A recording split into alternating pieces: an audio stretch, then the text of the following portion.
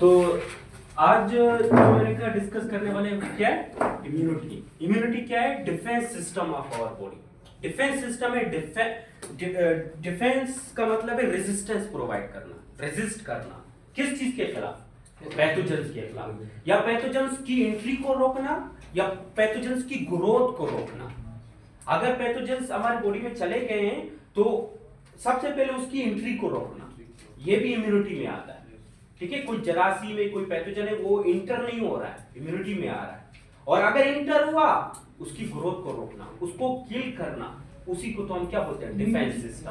क्या बोलते हैं? डिफेंस। डिफेंस सिस्टम में पहला क्या चीज है कि क्या करना? उसकी एंट्री को रोकना। एंट्री को क्या करना? ब्लॉक करना। किसकी? कोई पैथोजेंस है। दूसरी बात, अगर एंट्री हुआ है तो उसकी जो ग्रोथ है, उसकी ग्रोथ को क्या करना? ब्लॉक करना या इनहिबिट करना, या उसको क्या करना? किल करना। ये किसकी जिम्मेदारी है? इम्यूनिटी की जिम्मेदारी। तो immune system means defence system. और आप लोगों को पता होना चाहिए कि पहले एक साइंटिस्ट था, उसने देखा कि एक बंदा अगर बीमार हो गया, एक बंदा एक पैथोजेंस की वजह से बीमार हो गया, फिर वही बीमारी उसको दोबारा नहीं हुआ। वही बीमारी जरासीम उसकी बॉडी में चले गए, लेकिन वही बीमारी उसको दोबारा नहीं हुआ। तो वो सोच में पड़ गया कि हमारी बॉडी में एक ऐसा सिस्टम है जिसकी वजह से अगर वो फर्स्ट बीमारी हो गया, दोबारा वो बीमारी नहीं हो रहा है। वो एक सिस्टम है जो इसको क्या कर रहा है? रेजिस्ट कर रहा है। हमारी बॉडी में एक ऐसा सिस्टम है जो इन पैथोजेंस को क्या कर रहा है? रेजिस्ट कर रहा है। फिर इसी तरह इम्यूनिटी है। इम्यून सिस्टम का मतलब क्या है? रेजिस्टेंस प्रोवाइड करना। किसके खिलाफ? पैथोजेंस के खिलाफ। किसके खिलाफ? पैथोजेंस के खिलाफ। पैथोजेंस के खिलाफ रेजिस्टेंस कैसे पैदा होगा? याद रहे, आपकी बॉडी में पैथोजेंस, ये जो पैथोजेंस है ना, पैथोजेंस मुख्तलिफ चीजें हो सकती है। पैथोजेंस वो हो सकता है, आपका बैक्टीरिया हो सकता है। क्या हो सकता है? बैक्टीरिया हो सकता है, या वो वायरस हो सकता है, या वो फंजाई हो सकता है, या कोई टॉक्सिक मटेरियल भी हो सकता है। टॉक्सिक मटेरियल भी हो सकता है जी। कंपोनेंट हो सकता है क्या? बैक्टीरिया का कोई कंपोनेंट? हाँ, बैक्टीरिया को कोई कंपोनेंट मींस टॉक्सिक मटेरियल जो बैक्टीरिया के हैं उनके खिलाफ। इन सब को क्या करना? इन सब को डिस्ट्रॉय करना। इन सब को क्या करना? डिस्ट्रॉय करना। वैसे हम क्या करते हैं? बैक्टीरिया को डिस्ट्रॉय करने के लिए हम बाहर से कोई एंटीबायोटिक देते हैं, लेकिन एंटीबायोटिक ना दो फिर भी हमारी बॉडी में इतनी काबिलियत है कि उस बैक्टीरिया को क्या करे? किल करे। हमारी बॉडी में ऐसी काबिलियत है कि कुछ वायरसेस को क्या करे? किल करे, फंजाई को किल करे, या टॉक्सिक मटेरियल या क्या पैरासाइट्स को क्या करे? किल करे। इन सब को डिस्ट्रॉय करने की जो जिम्मेदारी है, जो एबिलिटी है, वो हमारे बॉडी में इम्यून सिस्टम की जिम्मेदारी है। कौन सी सिस्टम की? इम्यून सिस्टम की। तो पहले मैंने बताया क्या, इन सारे पैथोजेंस का बॉडी में एंट्री को रोकना, अगर ये एंटर हुआ है तो उनको, उनकी ग्रोथ को रोकना, उनको खत्म करना, डिस्ट्रॉय करना। जैसे कि अगर आपके हमारा जो मुल्क है पाकिस्तान, अगर कोई बाहर से आना चाहता है तो बॉर्डर पे सब बैठे हैं। कौन? आर्मी वाले बैठे हैं। वो जो दुश्मन है वो आ रहा है तो सबसे पहले उसकी दुश्मन की जो एंट्री को क्या करते हैं? रोकते हैं। देखते हैं हाँ शनाख्त कार्ड दिखा ये वगैरह, तो इसकी एंट्री को रोकते हैं। अगर आ गया तो हमारे मुल्क में एक ऐसा सिस्टम है, अगर आ गया फिर उसको क्या करते हैं? ढूंढते हैं कि कहां पे है, फिर उसको क्या करते हैं? किल करते हैं या उसको जेल करते हैं। तो हमारी बॉडी में भी ऐसा, ये बिल्कुल आर्मी की तरह हमारी बॉडी में बिल्कुल किसी तरह काम कर रहा है। आर्मी का क्या काम है? फौरन बॉडीज को, फौरन कोई पर्सन है उसको क्या करना? ढूंढना, किल करना। ये भी इसी तरह कर रहा है। तो इसका मतलब है हमारी बॉडी के खिलाफ, इसके बाद हमारी बॉडी के जो सेल्स हैं, इन सब सेल्स के खिलाफ उसको क्या होना चाहिए? इंफॉर्मेशन होना है। हमारे सेल्स को किल नहीं करेगा, ये दूसरे सेल्स को क्या करेगा? किल करेगा। याद रहे, दूसरे सेल्स का मतलब क्या है? हर सेल्स के ऊपर एक खास किस्म का चीज होता है जिसको क्या बोलते हैं? एंटीजेंस। तो ये कैसे पहचानेगा? ये एंटीजेंस को देखेगा। जैसे कि अगर हमारा मिसाल के तौर पर हमारे बॉडी के भी, हमारे सेल्स के अंदर भी एंटीजेंस होते हैं, लेकिन हमारे सेल्स के खिलाफ ये जो एंटीजन है उसके खिलाफ रिस्पांस शो नहीं करेगा। फौरन बॉडी को देखकर उनके एंटीजेंस के खिलाफ हमारा बॉडी क्या करेगा? रिस्पांस शो करेगा। इसको हम क्या बोलते हैं? Immune system. सिर्फ एंटीजन नहीं, सबसे पहले अगर आप इम्यून सिस्टम को देखें, इम्यून सिस्टम में बहुत सारे डिफेंस सिस्टम, मैंने क्या कहा? डिफेंस सिस्टम है। तो ये डिफेंस कैसे प्रोवाइड होती है? अगर आप डिफेंस सिस्टम को देखें तो तीन तरीके से आपको डिफेंस सिस्टम प्रोवाइड हो रही है। तो कभी कभार आप पूछते हैं कि फर्स्ट लाइन ऑफ डिफेंस क्या है, क्या?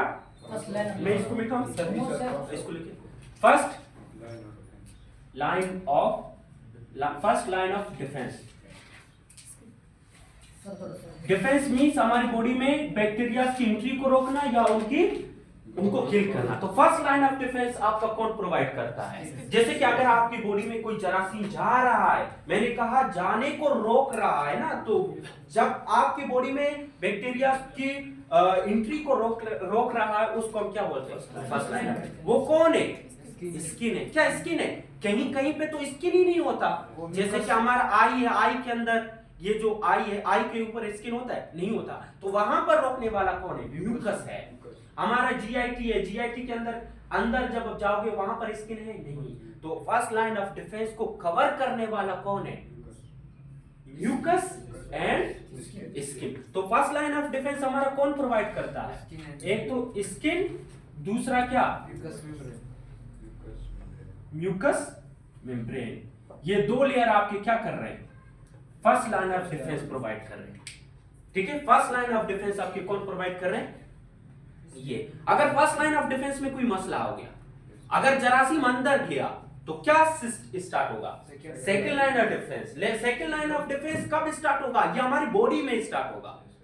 कौन प्रोवाइड करेगा? कुछ सेल्स प्रोवाइड करेंगे सेकंड लाइन ऑफ डिफेंस। तो इसका मतलब है अगर फर्स्ट लाइन ऑफ डिफेंस से कोई जरासीम अंदर चला गया, ठीक है, तो कौन सा सिस्टम स्टार्ट होगा? Second line of defence. Second line of defence. क्या? Second line of defence. याद रखिए, first line of defence is not specific. क्या? Non specific. ये नॉन स्पेसिफिक, स्पेसिफिक नहीं है। ये सब बैक्टीरिया की क्या करेगा? एंट्री को क्या करेगा? रोकेगा। ऐसे नहीं कि स्पेसिफिक बैक्टीरिया कुछ जाए कुछ ना जाए। ये क्या है आपके पास? फर्स्ट लाइन ऑफ डिफेंस क्या है? Non specific. किसी को भी नहीं छोड़ेगा, किसी को भी बॉडी में जाने नहीं देगा। सेकंड लाइन ऑफ डिफेंस भी आपका क्या है? सेकंड लाइन ऑफ डिफेंस भी आपका क्या है? नॉन स्पेसिफिक है। ये नॉन स्पेसिफिक है, लेकिन ये क्या है? नॉन स्पेसिफिक इंटरनल डिफेंस है। क्या है? Internal defence. और नॉन स्पेसिफिक एक्सटर्नल डिफेंस क्या है? First line of defence. तो इसका मतलब है ये आपका क्या है? नॉन स्पेसिफिक क्या है? एक्सटर्नल डिफेंस है।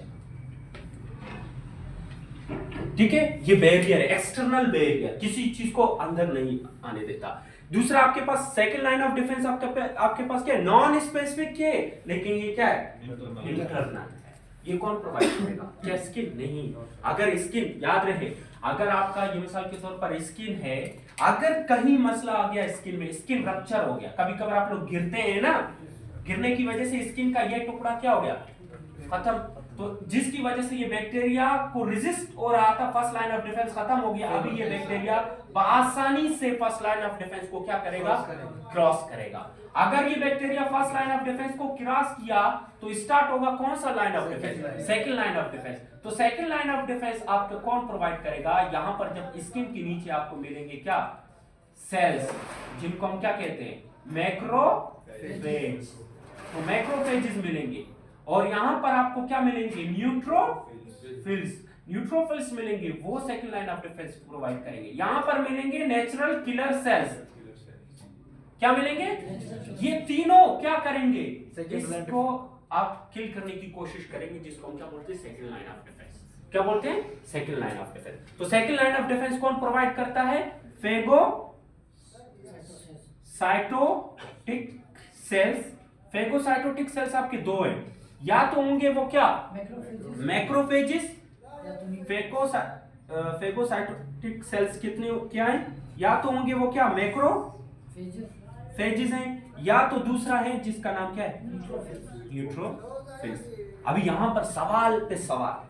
फर्स्ट लाइन ऑफ डिफेंस कौन प्रोवाइड कर रहा है? Skin and mucous membrane. इसको हम डिटेल में पढ़ेंगे, पहला एक ओवरव्यू होना चाहिए। सेकंड लाइन ऑफ डिफेंस कौन प्रोवाइड कर रहा है? Macrophages and neutrophils. इसके साथ साथ एक और सेल है जिसको हम क्या बोलते हैं?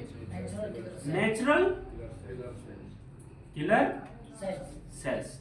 इसके साथ साथ याद रहे, अगर आपकी बॉडी में बैक्टीरिया चले गए तो क्या होगा, फीवर होगा। तो फीवर भी आपका क्या है, सेकंड लाइन ऑफ डिफेंस है। क्या, फीवर भी आपका क्या है, सेकंड लाइन ऑफ डिफेंस है। और एक और चीज, इन्फ्लेमेशन। क्या, इन्फ्लेमेशन। ये सारे क्या है, सेकंड लाइन ऑफ डिफेंस है। तो सेकंड लाइन ऑफ डिफेंस क्या है आपकी बॉडी में, phagocytotic cells second line of defence provide कर रहे हैं। नेचुरल किलर सेल्स आपकी second line of defence provide कर रहे हैं। फीवर, बुखार हुआ, तो बुखार आपका क्या है, एक डिफेंस सिस्टम है। याद रहे, बुखार डिफेंस सिस्टम है। और ये आपका कौन सा है, सेकंड लाइन ऑफ डिफेंस है। या बैक्टीरिया बाहर होंगे आपको बुखार होगा, या बैक्टीरिया अंदर चले जाएगा आपको बुखार होगा। हाँ, तो फीवर। इसके बाद इन्फ्लेमेशन। इन्फ्लेमेशन भी आपके पास कौन सा है, सेकंड लाइन ऑफ डिफेंस। तो ये इन्फ्लेमेशन हम डिटेल में पढ़ेंगे। अभी आप लोगों को सिर्फ इनके बारे में पता होना चाहिए, देन हम पढ़ेंगे। फिर आप कहेंगे सर ये स्पेसिफिक है, ये नॉन स्पेसिफिक है। ये नॉन स्पेसिफिक है। Third line of defence is, ये भी हर किसी को मतलब किल कर सकता हाँ, है। ये हर किसी बैक्टीरिया को किल कर सकता है। Third line of defence is called specific but internal. Internal specific third line of defence. Third line of defence है। तो थर्ड लाइन ऑफ डिफेंस में कहां पे लिखूं, इसको रिमूव कर। तो third line of defence and specific internal, याद रहे। तीसरा जो थर्ड लाइन ऑफ डिफेंस है, थर्ड लाइन ऑफ डिफेंस है, पहले बताइए स्पेसिफिक है नॉन स्पेसिफिक। ये आपके पास स्पेसिफिक डिफेंस, स्पेसिफिक है। स्पेसिफिक है, इंटरनल है, एक्सटर्नल है। ये स्पेसिफिक इंटरनल है, इंटरनल डिफेंस। याद रहेगा। फिर कहेंगे सर ये तो कौन प्रोवाइड करेंगे, तो आपके पास थर्ड लाइन ऑफ डिफेंस से ये दो किस्म के सेल्स प्रोवाइड करते हैं, special army. Yes, sir. T lymphocytes and B lymphocytes। याद रहे, T lymphocytes, B lymphocytes कौन सा डिफेंस प्रोवाइड करते हैं, third line of defence. Macrophages and natural killer sales Second line। And neutrophils कौन सा line of Second defence. line। तो ये आपके कौन से सेल्स हैं, या तो क्या होंगे B सर lymphocytes। ये सेकंड लाइन सर और थर्ड लाइन दोनों एक ही साथ काम करेंगे सर, फंक्शंस। हाँ, देखिए फर्स्ट लाइन ऑफ डिफेंस शुरुआत में है ना, अगर इंजरी हो गई तो वो फर्स्ट लाइन ऑफ डिफेंस खत्म हुआ, second line of defence start होगा ना। तो ये बी लिम्फोसाइट्स, तीसरा आपके पास दूसरा क्या है, टी लिम्फोसाइट। तो B lymphocytes and T lymphocytes provide third line of defence, specific internal defence. Internal defence आपको प्रोवाइड कर रहा है। स्पेसिफिक इम्यून सिस्टम कौन प्रोवाइड करता है, specific immune system, B lymphocytes and T lymphocytes. B lymphocytes आप लोगों को पता है, जब भी कोई जरासीम उसको मिल गया, बी लिम्फोसाइट्स आपके किस चीज में चेंज होंगे, प्लाज्मा सेल्स। और प्लाज्मा सेल्स आपके पास क्या बनाते हैं, एंटीबॉडीज। अगर सवाल आया एंटीबॉडीज कौन सा है, थर्ड लाइन ऑफ डिफेंस है, फर्स्ट सेकंड थर्ड, कौन बना रहा है, बी लिम्फोसाइट प्लाज्मा में चेंज हो रहे हैं, प्लाज्मा सेल्स आपके पास क्या बना रहा है, एंटीबॉडीज। और टी लिम्फोसाइट्स आपके पास क्या बनाते हैं, टी लिम्फोसाइट्स को जब भी कोई बैक्टीरिया स्टिमुलेट करता है तो वो टी सेल्स बनाते हैं। क्या बनाते हैं, टी सेल्स। और टी सेल्स बहुत ज्यादा होते हैं, वो हम डिस्कस करेंगे, ठीक है, वो हम डिस्कस करेंगे। टी सप्रेसर सेल्स है, दूसरे सेल्स है, वो हम वन बाय वन डिस्कस करेंगे। लेकिन एंटीबॉडीज बनाने वाला जो लाइन ऑफ डिफेंस है उसको हम क्या बोलते हैं, थर्ड लाइन है, लेकिन इसको कौन सी इम्यूनिटी बोलते हैं, इसको बोलते हैं ह्यूमरल इम्यूनिटी। क्या बोलते हैं इसको, ह्यूमरल इम्यूनिटी। ये कौन सी इम्यूनिटी है, ह्यूमरल इम्यूनिटी। तो स्पेसिफिक इम्यूनिटी कितने किस्म के होते हैं, दो। ये स्पेसिफिक इम्यूनिटी कितने किस्म के होते हैं, दो। या तो इम्यूनल इम्यूनिटी होगा, humoral immunity the type of specific immunity provided by B lymphocytes. B lymphocytes कैसे प्रोवाइड करते हैं, वो क्या बनाते हैं, एंटीबॉडीज। कभी कभार आता है एंटीबॉडीज बन रहा है, बताओ कौन सा इम्यूनिटी है, इम्यूनल इम्यूनिटी है, Emmanuel immunity. Third line of defence है, लेकिन कौन सी इम्यूनिटी है, इम्यूनल इम्यूनिटी। तो ये क्या बना रहा है, सेल। तो इसको बोलते हैं सेल मीडिएटेड इम्यूनिटी। क्या, cell mediated immunity. Cell mediated immunity. एक और पॉइंट अभी से आप लोगों को पता होना चाहिए, ये जो थर्ड लाइन ऑफ डिफेंस है इसको बोलते हैं एक्टिव या एडॉप्टिव इम्यूनिटी। और ये जो है इसको क्या बोलते हैं, पैसिव इम्यूनिटी। समझ आया। तो एक्टिव में कितने हैं, एक, दो, humoral immunity and cell mediated.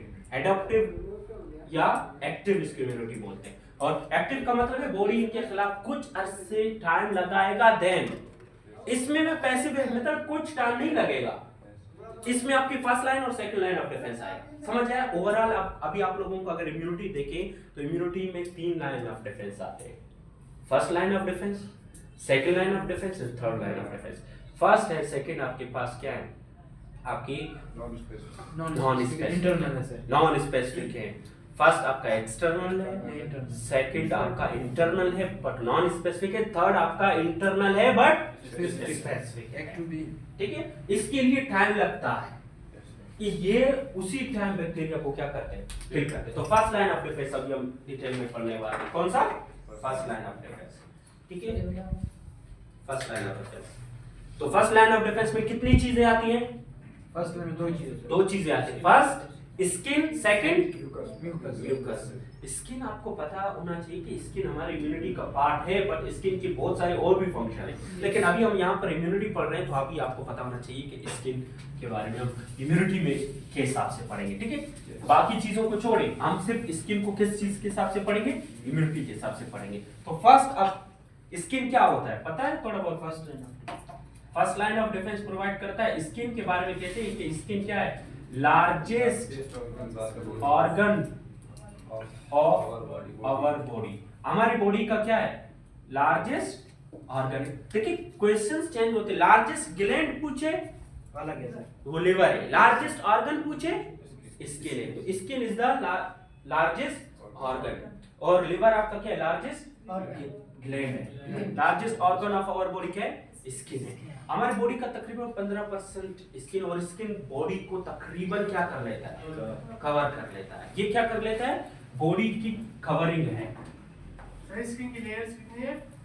हम वो मैं बताऊंगा। Dermis, epidermis, hypodermis. ठीक है, ये कवरिंग प्रोवाइड कर रहा है। ठीक है, क्या कर रहा है? कवरिंग प्रोवाइड कर रहा है। स्किन अगर आप देखें, स्किन के अगर आप लेयर की बात करते हो, लेयर इसके कितने होंगे? अगर आप देखिए तो इसके लेयर 2 होंगे। एक तो होगा जिसको बोलते हैं डर्मिस, दूसरे को क्या बोलते हैं? एपिडर्मिस। जब आप हायर लेवल पे आएंगे तो hypodermis, epidermis, hypodermis and dermis. अभी सबसे पहले स्ट्रक्चर देखेंगे, फिर देखेंगे कि ये स्किन हमारे बॉडी में कैसे काम कर रहा है। हाँ, जिस जगह पे स्किन नहीं हुआ वहां पर इम्यूनिटी कौन प्रोवाइड करेगा? Second line mucus. म्यूकस कहां पे होती है? आई का जो नहीं है, मिसाल के तौर पर आपके आई के ऊपर एक लेयर होता है, ठीक है, कंजक्टिवा बोलते हैं, वो भी आपका क्या प्रोवाइड कर रहा है? इम्यूनिटी प्रोवाइड कर रही है। ठीक है, आपके पूरे जीआईटी के अंदर म्यूकस मेम्ब्रेन, रेस्पिरेटरी सिस्टम के अंदर वहां पर तो क्या नहीं होता, अंदर वाले ऑर्गन में वहां पर तो क्या नहीं होता, स्किन नहीं होता, तो वहां पर कौन प्रोवाइड कर रहा है? Mucus. Mucus membrane and plus skin provide the first line of defence and external barrier भी ये कहते हैं। ये क्या प्रोवाइड करता है? एक्सटर्नल बैरियर प्रोवाइड करता है। सर यहाँ क्या था? ये एक्सटर्नल है इंटरनल है सर? एक्सटर्नल बैरियर प्रोवाइड करता है। क्या? म्यूकस से ये एक्सटर्नल है बेटा, एक्सटर्नल। हाँ, तो ये अभी आप इसका स्ट्रक्चर देखिए, इसके स्ट्रक्चर में कितनी चीजें आती है? Dermis and epidermis.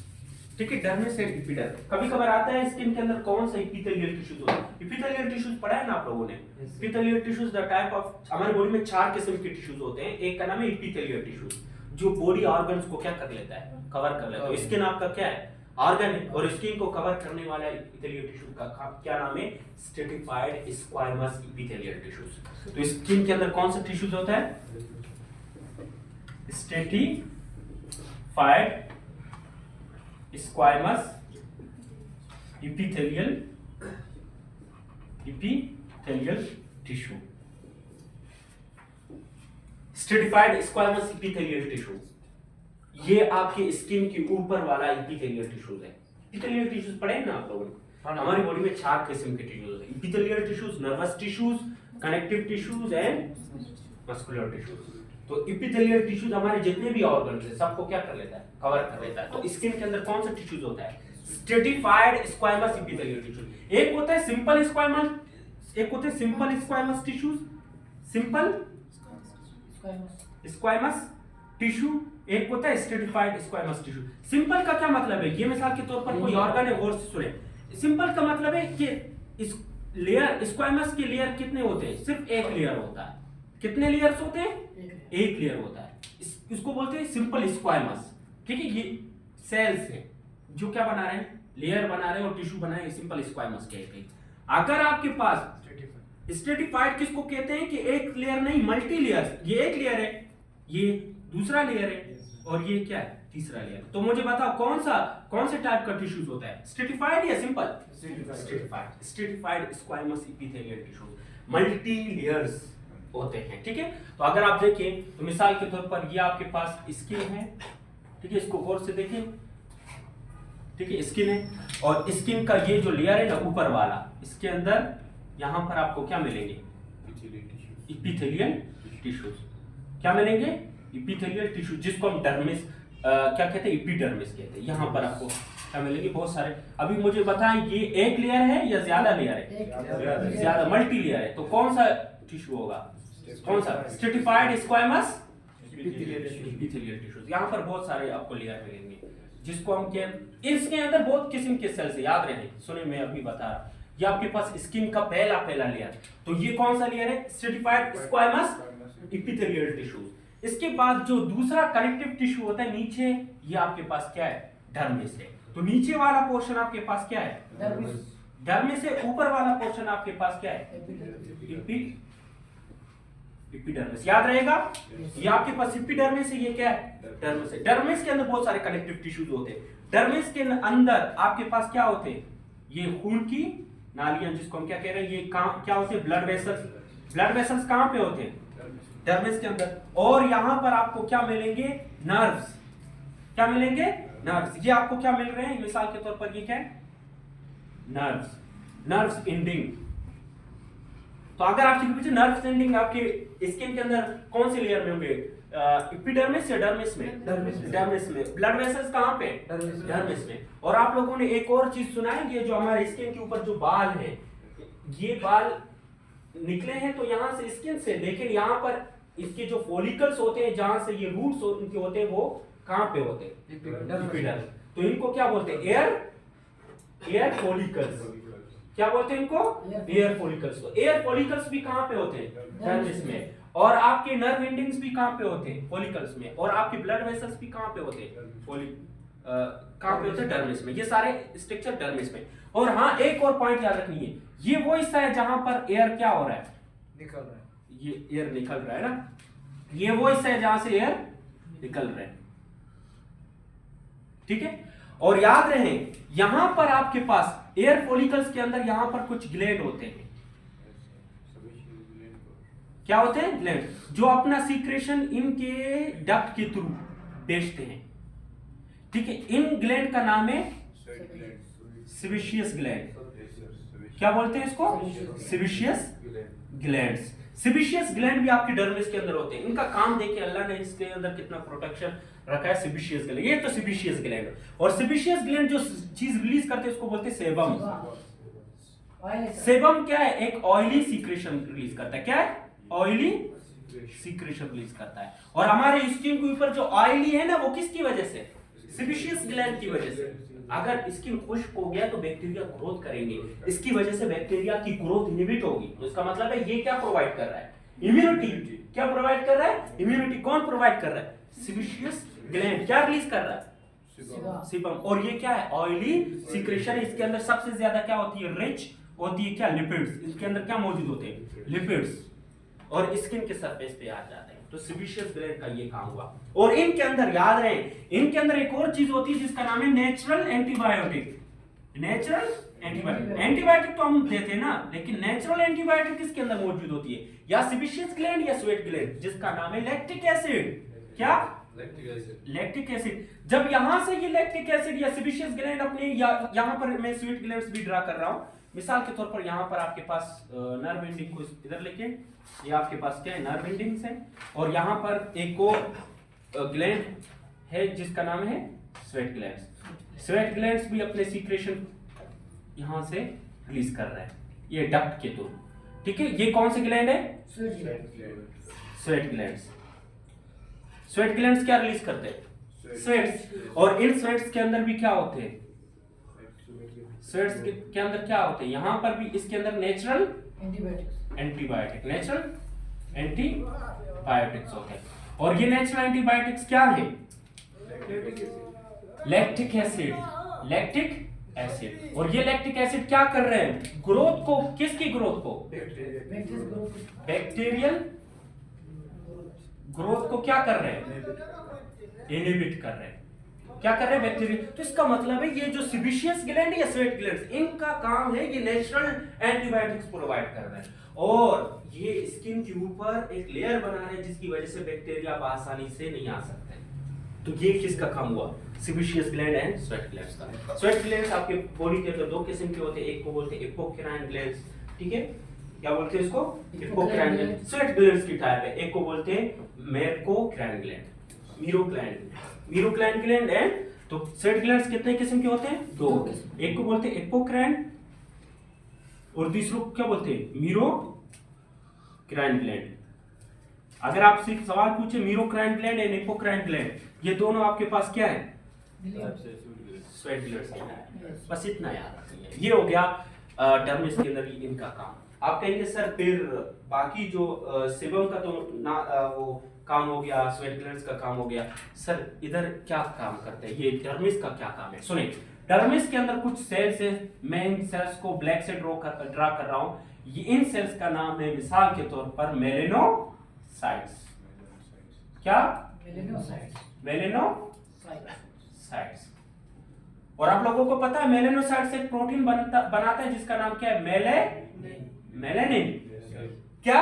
मेलेनिन। और मेलेनिन आकर स्किन के ऊपर, ये आपका स्किन का जो कलर है वो क्या करेगा? चेंज करेगा। कलर क्या हो जाएगा? Black colour. तो ब्लैक कलर किसकी वजह से हो रही है? मेलेनिन की वजह से। और इसका बहुत बड़ा काम भी है। मेलेनिन आपकी बॉडी में बन रहा है और आपको मुख्तलिफ यूवी रेज से क्या कर रहा है? प्रोटेक्शन दे रहा है। तो मेलेनिन कहां से बन रहा है? मेलेनोसाइट्स कहां पे है? एपिडर्मिस।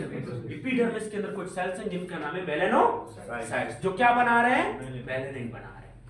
ये हो गया। हाँ, यहां पर कुछ और सेल्स हैं, सुने, यहां पर कुछ और सेल्स हैं जिनका नाम क्या है? केराटिनोसाइट्स। क्या? केराटिनोसाइट्स में इसको यहां केराटिनोसाइट्स, इनका क्या काम है? इनका काम है केराटिन प्रोटीन बनाना। क्या बनाना? केराटिन। याद रहे, ये जब केराटिन प्रोटीन बनाएगा तो केराटिन प्रोटीन इस स्किन के ऊपर, स्किन के सरफेस के ऊपर आकर क्या आ जाएगा? ये लेयर किसका? ये मजीद रेजिस्टेंस प्रोवाइड करेगा किसके लिए? बैक्टीरिया का तो चाल खत्म। बैक्टीरिया भी क्या कर सकता है? केराटिन आया, सीबेशियस ग्लैंड आए, स्वेट ग्लैंड्स आए, अभी बैक्टीरिया करेगा क्या? क्या बॉडी में इंटर होगा? नहीं। अगर इंटर होना है तो इस लेयर को क्या करना है? डैमेज करना है। जैसे कि जब हम पाकिस्तान वाले क्या कर रहे हैं, अगर किसी और फॉरेन कंट्री को जो के लोगों को आने से बचाने के लिए हम बॉर्डर, जो अपने जो क्या होता है, लाइन होती है, बाउंड्री लाइन, ठीक है, बॉर्डर को इतना प्रोटेक्शन देते हैं, इतनी चीजें बनाते हैं ताकि कोई भी दुश्मन वहां पे ना आए। इसी वजह से नेचर ने क्या किया है? इतनी प्रोटेक्शन दी कि कोई भी पैथोजेंस इंटर ना हो सके। एक और चीज सुनिए, केराटिन के साथ साथ ये जो सरफेस के सेल्स हैं, ये डेड सेल्स हैं। क्या है? डेड सेल्स है। तो ये डेड सेल्स है, तो ये यहां पर केराटिन भी है, यहां पर फ्लूइड भी नहीं है, यहां पर न्यूट्रिशन भी नहीं है। बैक्टीरिया अगर आया तो क्या खाएगा?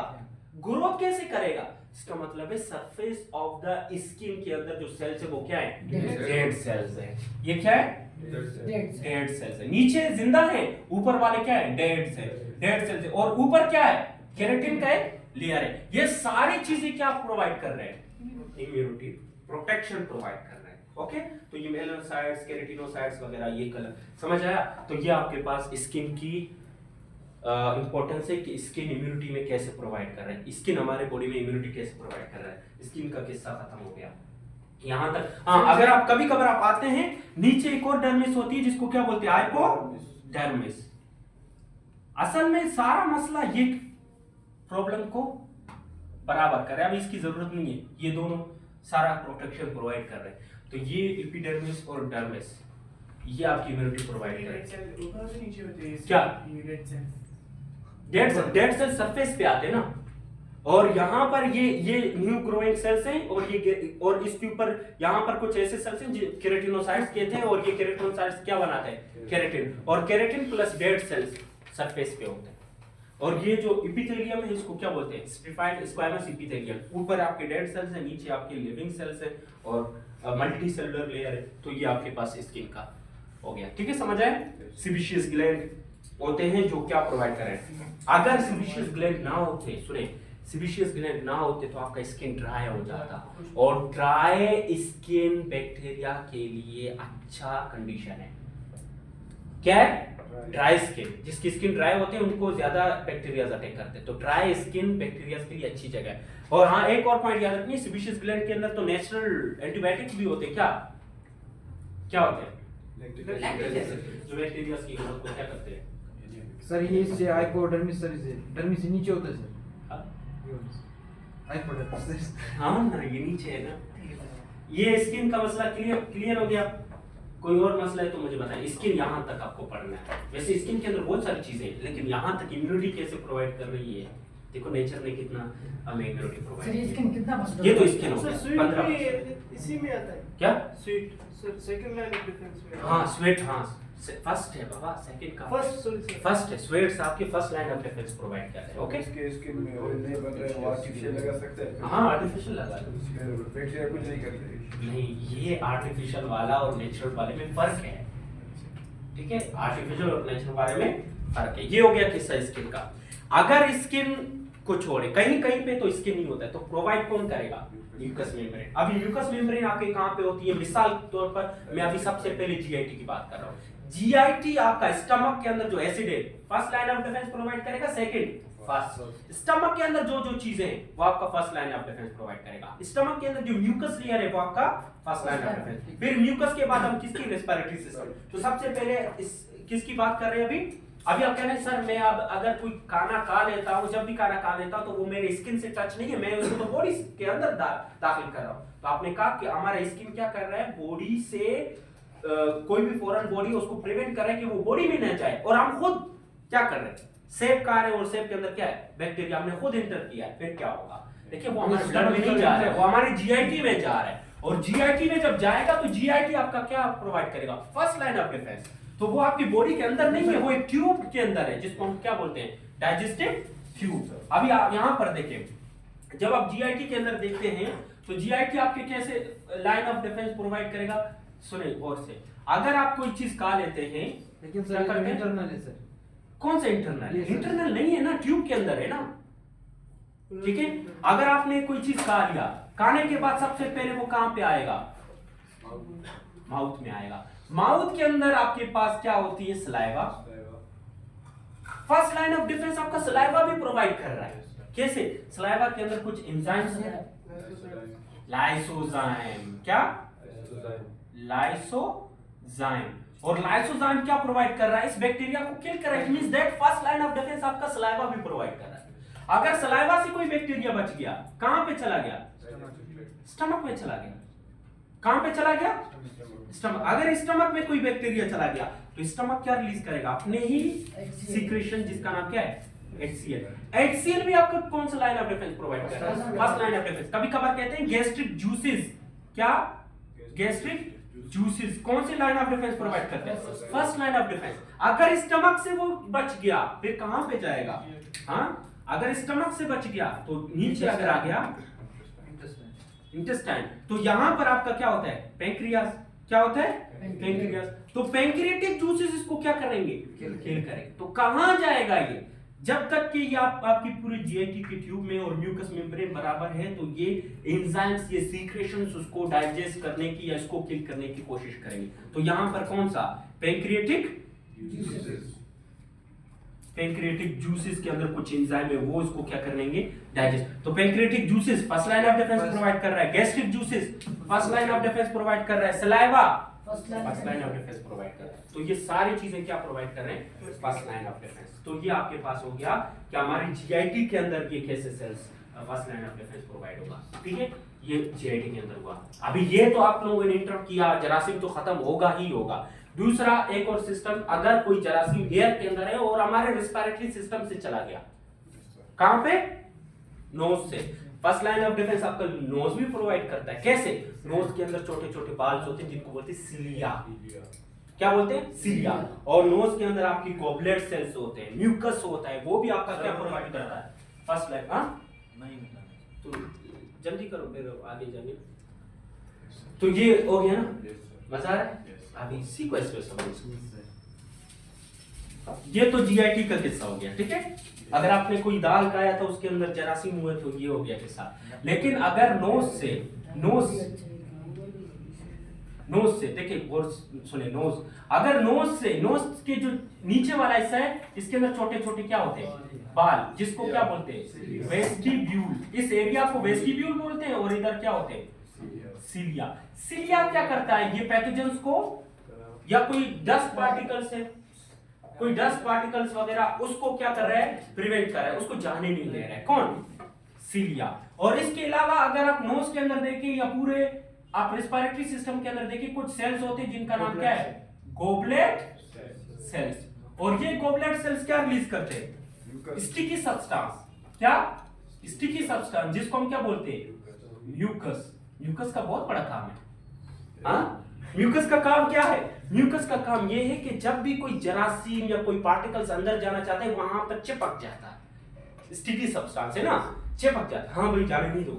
फिर ये वहीं पे क्या हो जाते हैं? चिपक जाते हैं। फिर आहिस्ता आहिस्ता कभी कभार आप कुछ लोग इनको निकालते हैं या कभी कभार ये फिर जीआईटी में चले जाते हैं। कैसे? देखिए, हाँ, म्यूकस के अंदर क्या होते हैं? ये चिपक जाते हैं। क्या होते हैं? म्यूकस के अंदर ये चिपक जाते हैं। इसके बाद अगर ये बैक्टीरिया यहां से बच गए, चले गए किस चीज में? चले गए मिसाल के तौर पर आपके रेस्पिरेटरी सिस्टम में। कहां पे चले गए? रेस्पिरेटरी सिस्टम में। रेस्पिरेटरी सिस्टम में यहां पर कुछ सेल्स हैं और इनके ऊपर छोटे छोटे एयर लाइक स्ट्रक्चर है, सिलिया होते हैं। सिलिया एयर लाइक स्ट्रक्चर, इनको बोलते हैं pseudo stratified ciliated columnar epithelium. क्या? सीडो स्ट्रेटिफाइड, यहां पर pseudo stratified ciliated columnar epithelium होता है। अभी थोड़ा बड़ा है। Pseudo stratified ciliated columnar epithelium, इनका क्या काम है? इनके अंदर क्या होता है? सिलिया होता है। और इन इधर क्या होते हैं? कुछ सेल्स जिनका नाम क्या है? Goblet sales. ये बैक्टीरिया आने की कोशिश करता है, ये सिलिया मूव करते हैं। क्या करते हैं? सिलिया मूव करते हैं। और बैक्टीरिया चिपका हुआ है किसके साथ? म्यूकस के साथ। ये ऊपर जाके इसोफेगस के अंदर जाएगा। कहां पे जाएगा? इसोफेगस। और इसोफेगस के बाद कहां पे जाएगा? स्टमक। इसका मतलब है हमारे ये जो नोज की जितने भी म्यूकस है उसके अंदर बैक्टीरिया चिपक जाने के बाद कहां पे जाएगा? जहन्नुम में। क्या जहन्नुम है उनके लिए? स्टमक। स्टमक के अंदर क्या है? HCl है। और HCl उसको क्या करेगा? डिस्ट्रॉय करेगा। तो यहाँ पर ये जो स्टिकी सब्सटेंसेस है वो सब चले जाते कहां पे? स्टमक। और रेस्पिरेटरी सिस्टम के भी वो कहां पे जा रहे हैं? स्टमक में। और स्टमक इनको क्या कर रहा है? हाँ, तो ये आपका समझ आया? ये गोबलेट सेल्स का क्या काम है? Pseudo stratified ciliated columnar epithelium. Pseudo stratified जी। सर ये जो एयर इनहेल करते हैं ना, हाँ, एयर। तो ये भी फिल्टर वगैरह हो जाते हैं फिर अंदर कहाँ है? अंदर। हाँ, देखिए जरूरी नहीं है कि जहां पे आप ये जो एयर इनहेल करें जरूरी नहीं कि इसके अंदर आपके क्या हो? बैक्टीरिया हो। हाँ, कभी कभार ये एयर आप डस्ट भी जाते हैं। डस्ट जाते हैं तो डस्ट चिपक जाते हैं किसके साथ? म्यूकस के साथ। तो डस्ट भी आपके फिर कहां पे जाएंगे? स्टमक में जाएंगे। डस्ट को भी वहां पे नहीं, रास्ता नहीं है। लंग्स में अगर डस्ट पार्टिकल चले गए ना, लंग्स में अगर डस्ट पार्टिकल चले गए तो आपको इन्फेक्शन होगा, बहुत सारी बीमारियां होंगी। हाँ, डस्ट पार्टिकल वो पार्टिकल जिसकी डायमीटर 0.5 माइक्रोमीटर है, उससे कम है वो डस्ट पार्टिकल जाता है। वैसे कोई डस्ट पार्टिकल नहीं जाता। कितना? 0.5 माइक्रोमीटर। जिसकी डायमीटर बहुत कम है, 0.5 है, फिर वो लंग्स के अंदर जा सकते हैं। बाकी डस्ट सारे के सारे कहां पे जाते हैं? स्टमक के अंदर जाते हैं। ठीक है, तो ये पूरा सिस्टम आपका क्या है? First line of defence. ये पूरा सिस्टम आपके पास क्या है? First line of defence. तो फर्स्ट लाइन ऑफ डिफेंस खत्म हुआ। 0.5 माइक्रोमीटर अगर जिसकी माइक्रोमीटर जिसकी 0.5 माइक्रोमीटर, इसने कहा सर हम जो इनहेल करें डस्ट पार्टिकल भी है क्या? ये डस्ट पार्टिकल हमारे लंग्स में जाएंगे? नहीं। जिसका साइज 0.5 मीटर से बड़ा है वो सारे के सारे म्यूकस के साथ चिपक जाने के बाद कहां पे जाएंगे? स्टमक। लेकिन जिसका साइज 0.5 माइक्रोमीटर से कम है अच्छा। वो लंग्स में चला जाएगा। इसी वजह से सिगरेट पार्टिकल्स की जो सिगरेट के अंदर ऐसे पार्टिकल्स होते हैं जिनका साइज 0.5 माइक्रोमीटर से कम है, फिर वो जाकर लंग्स में कुछ डिसीज काज कर सकता है। ओके, इसी वजह से स्मोकिंग से अवॉइड करनी चाहिए। तो ये आपके पास हुआ first line of defence. First line of defence खत्म। अभी आते हैं अगर फर्स्ट लाइन, हाँ एक और पॉइंट याद रखनी है, टीयर्स, आंसू क्यों आते हैं? अगर कोई बैक्टीरिया चला गया आपकी टीयर्स में तो टीयर्स प्रोडक्शन ज्यादा होती है और टीयर्स के अंदर होते हैं एक और एंजाइम जिसका नाम है लाइसोजाइम। तो आपकी टीयर्स के अंदर भी लाइसोजाइम होता है। तो टीयर्स क्या इम्यूनिटी प्रोवाइड करते हैं? यस। कौन सा इम्यूनिटी? First line of. कौन सा डिफेंस? First line of. कौन? Tears. Goblet cells, mucus, yes mucus से ये आपके जितने भी ये कौन सा प्रोवाइड करे? First line of. सर कोई बैक्टीरिया इधर उधर से देखे, कोई रास्ता देखे और हमारी बॉडी में जाए, फर्स्ट लाइन ऑफ डिफेंस को छोड़े, कहां से जाएगा? हमारा पूरा स्किन हमारा पूरा बॉडी किस चीज से कवर है? स्किन से कवर है। अगर स्किन नहीं हुआ तो क्या होगा? म्यूकस तो होगा ना, होगा सर। तो कहां से जाएगा बैक्टीरिया? फिर भी तो इसके लिए बैक्टीरिया को एक रास्ता प्रोवाइड होना है। वो रास्ता क्या है? अगर आपका ये डैमेज हो गया, अगर ये डैमेज हो गया देन अगर बैक्टीरिया चला जाएगा स्किन के अंदर, स्किन के नीचे। अगर स्किन के नीचे है इट मींस दैट आपका फर्स्ट लाइन ऑफ डिफेंस को क्रॉस किया। अभी स्टार्ट होगा क्या? Second line of defence. Second line of defence. जी सर जो फूड खाते हैं उसमें बैक्टीरिया हो तो हम लोग माउथ से खाते हैं। अभी मैंने बताया चलेगा। फूड कहां पे जा रहा है? स्टमक। स्टमक आपका समझ आया? एक चीज अभी किधर है? 4 मिनट हो गए सर। थोड़ा सब्र करो, सेकंड लाइन ऑफ डिफेंस खत्म करें। नहीं नहीं बस खत्म हो जाएगा। नहीं दो अभी तक सेकंड लाइन ऑफ डिफेंस थोड़ा सब्र कर सर। नहीं सर चला है second line of defence. Second line of defence को अभी मुझे बताओ सेकंड लाइन ऑफ डिफेंस कब एक्टिवेट होगा, कब आपका काम करेगा? जब स्किन डैमेज होगा या म्यूकस मेम्ब्रेन से बैक्टीरिया पास होगा या वो क्या होगा? डैमेज होगा। देन आपका second line of defence. Second line of defence आपका क्या है? इंटरनल डिफेंस सिस्टम है, लेकिन internal non specific defence system है। याद रहेगा, internal non specific defence system है। और ये क्या प्रोवाइड करेगा? आपका डिफेंस प्रोवाइड करेगा बाय फेगोसाइटोटिक सेल्स। फेगोसाइटोटिक सेल्स इसमें इन्वॉल्व है। दूसरी चीज क्या है जो अभी मैंने बताया? Natural killer sales. तीसरा फीवर एंड इन्फ्लेमेशन। ये याद रहेंगे, ये और एक पॉइंट याद रखनी है। इन्फ्लेमेशन आपके second line of defence, fever, natural killer cells and phagocytotic cells आपके पास कितने होते हैं? दो। प्रोटेक्टिव प्रोटीन से वो हाँ कुछ प्रोटीन, गुड प्रोटीन भी इसमें आते हैं, वो मैं बताऊंगा। ये कि सबसे पहले इसको पढ़ेंगे कि फेगोसाइटोटिक सेल्स आपके पास कौन से? मैक्रोफेजेस। और दूसरा आपके पास क्या है? Neutrophils and macrophages. ये दोनों फेगोसाइटोटिक सेल्स हैं। फेगोसाइटोटिक सेल्स का क्या मतलब है? मिसाल के तौर पर अगर एक बैक्टीरिया है, ठीक है, और यहां पर आपके ये मैक्रोफेज है। क्या है? मैक्रोफेज। बैक्टीरिया को इनगल्फ करके सबसे पहले इसको क्या करेगा? इनगल्फ करेगा। क्या करेगा? इसको इनगल्फ करेगा। इनगल्फ करके, इनगल्फ का मतलब है खाना। इनगल्फ किया और इनगल्फ करने के बाद उसको क्या करेगा? किल करेगा। तो ऐसे बैक्टीरिया, ऐसे सेल्स को हम क्या बोलते हैं? फेगोसाइटोटिक सेल्स। ऐसे सेल्स को हम क्या बोलते हैं? तो बैक्टीरिया को इनगल्फ करने वाला कौन? मैक्रोफेजेस भी है एंड न्यूट्रोफिल्स भी है। ये दोनों क्या करते हैं? इनगल्फ करते हैं। ठीक है। इसके बाद नेचुरल किलर सेल्स है। नेचुरल किलर सेल्स कभी भी इनगल्फ नहीं करते हैं, वो बैक्टीरिया को किल करते हैं। ये क्या करते हैं? बैक्टीरिया को किल नहीं करते। गुड, ये पॉइंट याद रखनी है कि ये बैक्टीरिया को किल नहीं करते, ये फाइट करते इन्फेक्टेड सेल्स को क्या करते हैं? किल करते सर। इन्फेक्टेड सेल्स का क्या मतलब है? वो सेल्स जिनके अंदर बैक्टीरिया है या वो सेल्स जो डैमेज है उनको कौन खत्म करता है? नेचुरल किलर सेल्स एक और चीज काज करता है, कैंसर सेल्स को भी क्या करता है?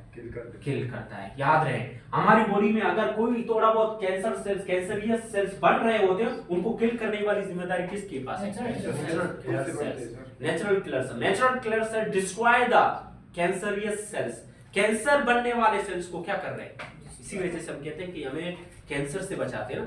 अगर कैंसर किसी बंदे को हो रहा है, न्यू सेल्स ग्रोथ कर रहे हैं, तो उनको कैंसर वाले सेल्स को कौन किल करेगा?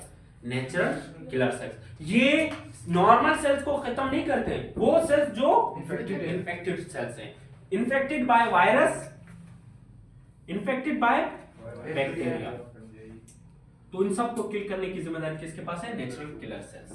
ठीक है। फिर phagocytotic cell, natural killer cell. Fever क्यों होता है? फीवर इसी वजह से हो रही है बिकॉज आपकी बॉडी के अंदर थोड़ा टेंपरेचर इंक्रीज हो जाए और बैक्टीरिया की ग्रोथ क्या हो जाए? कम हो जाए। तो फीवर इज अ लाइन, कौन सा line of defence? Second line of defence. Provide second line of defence. क्यों? फीवर की वजह से बैक्टीरियल की ग्रोथ क्या हो जाएगी? कम हो जाएगी। और इन्फ्लेमेशन आपकी बॉडी में कैसे प्रोवाइड करेगा वो हम डिस्कस करेंगे। अभी आपके पहला पॉइंट आता है मैक्रोफेजेस। पहले फेगोसाइटोटिक सेल्स पढ़ेंगे, फिर हम आते हैं सेकंड लाइन ऑफ डिफेंस खत्म करते हैं, फिर आप सेकंड लाइन ऑफ डिफेंस खत्म करेंगे। जी केमिस्ट्री पढ़ेंगे, अभी तक टाइम है 4 बज गई है। 4 हुआ। Second line of defence, second line of defence, second line of defence, killing cells of our body. Killing cells कितने किस्म के हैं? Macrophages, neutrophils, natural killer cells. Natural killer cells killing cells है, लेकिन फेगोसाइटोटिक सेल नहीं है।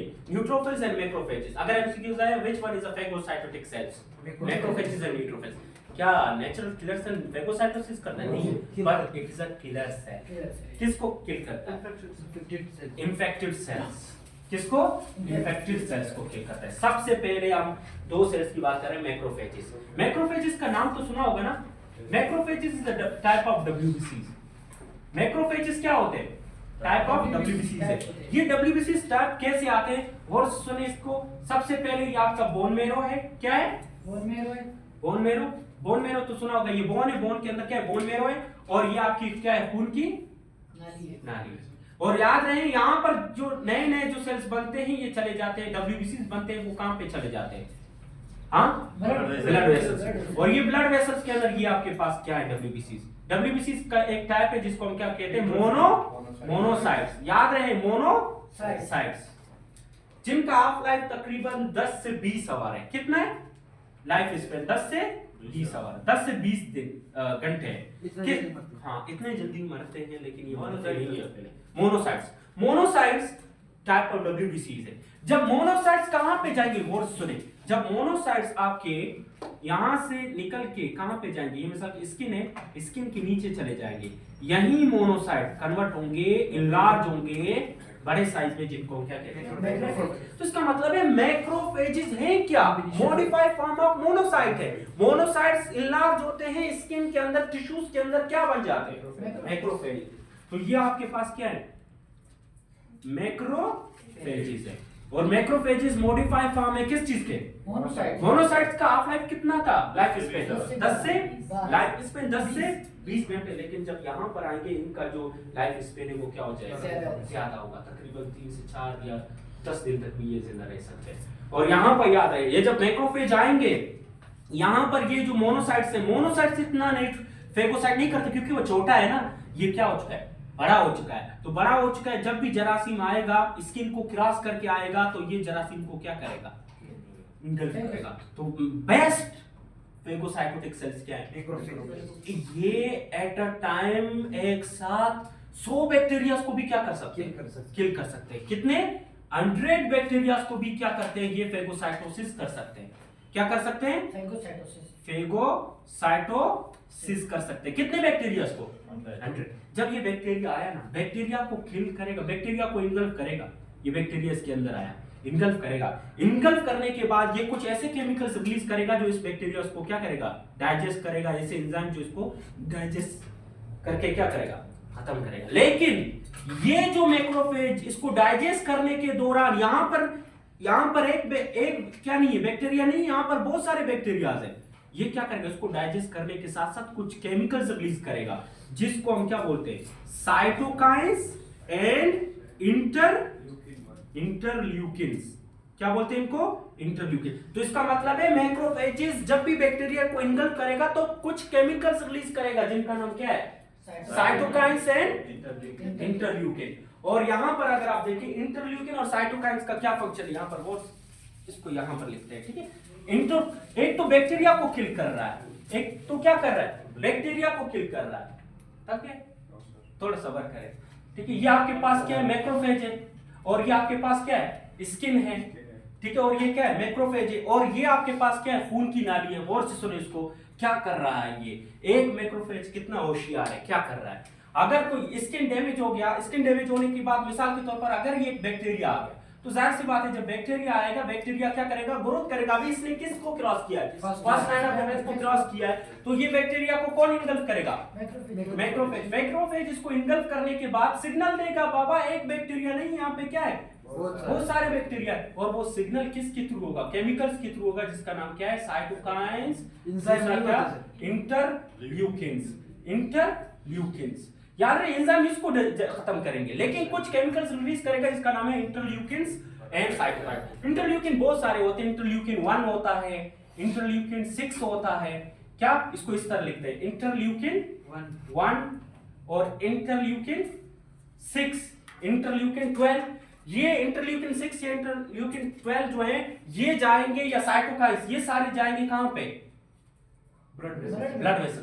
Blood vessels में signal देंगे ताकि बाकी मोनोसाइट्स आ जाए कहां पे,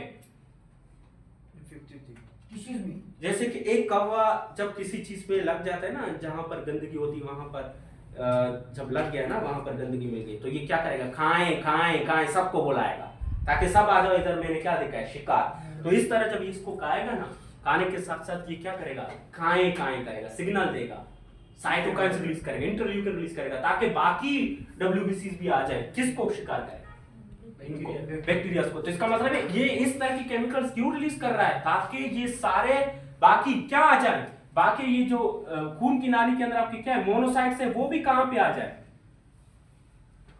यहां पे आ जाए। और बाकी और क्या, न्यूट्रोफिल्स भी कहां पे आ जाए, वहां पे सर, आपकी यहां जहां पर इंफेक्शन हुआ है वहां पे आ जाए। जहां पे इंफेक्शन हुआ है उनको दावत दे रहा है भाई, यहां कार्ड दे रहा है, और कार्ड किसके थ्रू दे रहा है, इंटरल्यूकिन है, इंटरल्यूकिन है, साइटोकाइंस। हाँ एक और पॉइंट, इंटरल्यूकिन जो 1 है ना, ये जाएगा खून की नाली के थ्रू, कहां पे जाएगा, सुने गौर से, ब्रेन के अंदर जाएगा।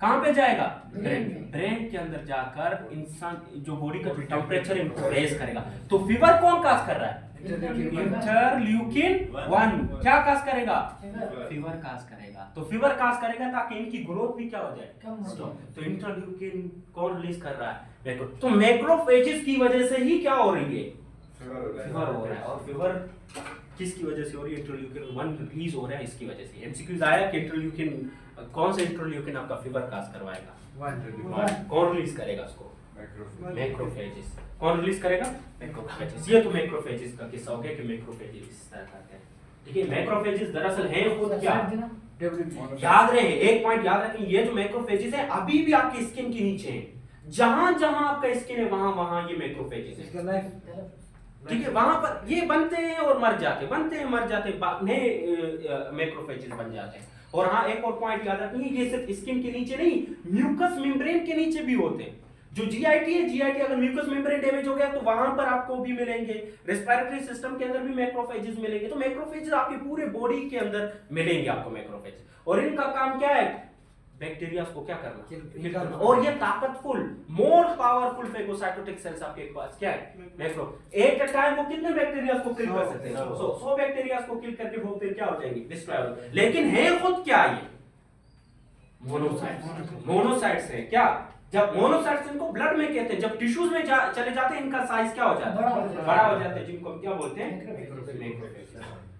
समझ आया। इंटरल्यूकिन क्या कर रहा है, फीवर काज कर रहा है, और फीवर की वजह से क्या हो रही है, फीवर जब हुआ ना, बॉडी का टेम्परेचर इंक्रीज होगा, जिसकी वजह से बैक्टीरियल जो ग्रोथ है वो ग्रोथ क्या हो जाएगा, स्टॉप हो जाएगा। तो हम क्या करते हैं, हम क्या करते हैं, पैनाडोल वगैरह लेते हैं, वो डिपेंड करेगा कि बैक्टीरिया की अमाउंट कितनी है, इन्फेक्शन कितना है। अगर थोड़ा बहुत इन्फेक्शन है, आपको थोड़ा बहुत बुखार होगा, बैठे हो यहाँ सर में दर्द है यहाँ, अगर ज्यादा हो गया तो आपको तेज बुखार होगा। जी, सही? सर। तो ये हाँ, अभी आते हैं नेचुरल किलर्स हैं। Yes sir. नेचुरल किलर्स में न्यूट्रोफिल्स की बात करते हैं। ये बेटा न्यूट्रोफिल्स नहीं सर। न्यूट्रोफिल्स की बात करें, बस first line of defence second line of defence को एक साथ करते पर थर्ड लाइन ऑफ डिफेंस किसको होते हैं। ठीक है, बस थोड़ा 2 थोड़ा दिन में खत्म हो जाएगा सर। 2 दिन नहीं 5 दिन आगे हम भी है। आगे और भी है ये। वैसे इस तरह जा रहे तो 2 दिन में खत्म। अच्छा। बस थोड़ा सुने यहाँ पे एक कल वैसे अभी घर में जाकर इसको जरूर रिवाइज कर लें अच्छी तरह, लेकिन इतना आप लोगों को ये ज़हन में अगर आइडिया मिल गया ना तो आप पॉइंट्स पढ़ते हैं, हाँ सर ने ये बताया तो आपको याद रहेगा। तो याद रहेगा ये नहीं। दूसरा फेगोसाइटोसिस सेल्स जिसका नाम क्या है? Neutrophil neutrophil. न्यूट्रोफिल भी क्या करते हैं? फेगोसाइटोसिस करते हैं। ये मिसाल के तौर पर ये भी इसी तरह या बोन मैरो है, बोन मैरो में जितने भी ब्लड सेल्स है, याद रहे सारे ब्लड सेल्स आपके कहां पे बनते हैं? बोन मैरो में बनते हैं। ये मिसाल के तौर पर आपकी हड्डी है, हड्डी कभी देखा होगा ना, काया भी है ना रमजान में, अफ्तारी के टाइम नहीं सर, गोश्त का है। गोश्त के अंदर हड्डी भी तो होता है ना, हाँ। और हड्डी के अंदर बोन मैरो है, और बोन मैरो के अंदर आपके पास सेल्स है हेमाटोपोएटिक स्टेम सेल्स, वो याद ना करें। ये आपके पास क्या बनाते हैं? Blood cells. बहुत सारे क्या बनाते हैं? Blood cells. तो अभी तो हमने डिस्कस किया था कि मैक्रोफेज जो खुद बोन मैरो से निकलते हैं तो उस टाइम मोनोसाइट्स है, लेकिन ये जब निकलते हैं ये आपके पास क्या न्यूट्रोफिल्स है। ये क्या है? न्यूट्रोफिल्स। ये न्यूट्रोफिल्स का जो साइज है वो सेम है, स्किन के नीचे भी होते हैं और ब्लड वेसल्स के अंदर भी होते हैं। तो ये भी, और इनको सिग्नल कौन दे रहा है? हाँ कौन? बाबा ये क्या है? मैक्रोफेज है। मैक्रोफेज कुछ रिलीज कर रहा है क्या? केमिकल्स। और वो केमिकल्स क्या करेंगे? वो केमिकल्स जो साइटोकाइन से इंटरल्यूकिन से वो न्यूट्रोफिल्स को क्या करवाएंगे? इसकी मूवमेंट करवाएंगे। न्यूट्रोफिल्स सारे कहां पे आ जाएंगे? स्किन की जहां जहां आपका, जैसे कि आर्मी जा रहा है, कोई जा रहा है, आर्मी जा रहा है ना, तो सिग्नल मिलते हैं हाँ भाई इधर अटैक हुआ है, सारे वहीं पे जाते हैं। ठीक है, और फिर सिग्नल मिलता है, फिर सिग्नल मिलता है कि भाई हाँ और फौजी मंगवाओ, ठीक है, और क्या बनाओ? आर्मी बनाओ। तो यहाँ पर सिग्नल मिलता है, तो यहाँ से और क्या आएंगे? न्यूट्रोफिल्स आएंगे। तो इसी वजह से इन्फेक्शन जब हुआ तो न्यूट्रोफिल्स की अमाउंट ब्लड में क्या होगा? ज्यादा होगा। तो हम क्या करते हैं? आरबीसीज डब्ल्यूबीसीज का चेक करते, देखते हैं न्यूट्रोफिल्स क्या आपके ब्लड में ज्यादा है। जब न्यूट्रोफिल्स ज्यादा होंगे इसका मतलब है आपको क्या है? इन्फेक्शन हुआ है ना। तो डॉक्टर जब पर्ची देता है वो क्या जादूगर है? वो देखते हैं न्यूट्रोफिल्स ज्यादा है या कम है। तो जब भी कोई इन्फेक्शन होती है तो न्यूट्रोफिल्स क्या होती है? ज्यादा होती है। तो ज्यादा पानी होता है, ज्यादा बारिश आती है, ठीक है, वही के साथ। तो यहाँ पर ज्यादा बैक्टीरिया होंगे तो ज्यादा न्यूट्रोफिल्स होंगे, ज्यादा न्यूट्रोफिल होंगे तो ज्यादा बैक्टीरिया होंगे, नहीं कम बैक्टीरिया होंगे। ठीक है, यहाँ पर आप अभी ये सारे न्यूट्रोफिल्स स्किन के नीचे आएंगे, ब्लड वेसल्स भी के अंदर भी न्यूट्रोफिल्स ज्यादा है, और बोन मैरो भी और बना रहा है ताकि बॉडी में क्या है? और इनको बनाने में कौन हेल्प दे रहा है? इंटरल्यूकिन्स वगैरह या साइटोकाइन्स। ये केमिकल्स जो कौन रिलीज कर रहा है? मैक्रोफेजेस। तो इसकी वजह से ये सारी चीजें क्या हो रही है? तो ये जब इधर आया तो यहाँ पर कुछ बैक्टीरिया है, लेकिन इनके पास इतनी ताकत नहीं है। ये ऐसे समझिए ये ओल्ड आर्मी है हमारे पास, एक दुश्मन को खत्म करके खुद मर जाएगा। ये क्या करेगा? ओल्ड आर्मी है ये, एक बैक्टीरिया को खत्म करके क्या करेगा? खुद भी क्या होता है? ढीला मर जाएगा। लेकिन ये क्या है? पावरफुल है, कमांडर है। ये कितने बैक्टीरिया को किल करेगा? 100 बैक्टीरिया। तो न्यूट्रोफिल्स की अगर आप देखें, न्यूट्रोफिल्स जब ब्लड वेसल्स के अंदर ये कितने दिन तक जिंदा रह सकते हैं? 4 से 8 घंटे। दिन नहीं, 4 से 8 घंटे लाइफ स्पेन है इसकी। किस में? ब्लड वेसल्स में। जब हम सर्कुलेशन का पढ़ेंगे, सर्कुलेशन में ये सारी चीजें रिपीट होंगी, ये सारी चीजें नहीं, इनकी सिर्फ लाइफ स्पेन कितना है? 4 से 8 घंटे। लेकिन जब चले जाते हैं यहाँ पर तो इनकी कितनी होती है? 4 से 5 दिन होते हैं। किसके? Tissues. Life span in of neutrophils in skin या टिश्यूज के अंदर कितना है? 4 से 5 दिन है। लेकिन ब्लड के अंदर कितना है? मैक्रोफेज के। तो कौन सा पावरफुल है? मुझे बताएं, कौन सा पावरफुल है? न्यूट्रोफिल्स या मैक्रोफेज? लेकिन आपके ब्लड में न्यूट्रोफिल्स की तादाद ज्यादा है। डब्ल्यूबीसीज में से सबसे ज्यादा क्या है? न्यूट्रोफिल्स है। कितना परसेंट? 65% न्यूट्रोफिल्स है। तादाद में सबसे ज्यादा है, लेकिन इतना पावरफुल नहीं है। पावरफुल कौन है आपके पास? Macrophage. Last one but not least one, natural killer sales.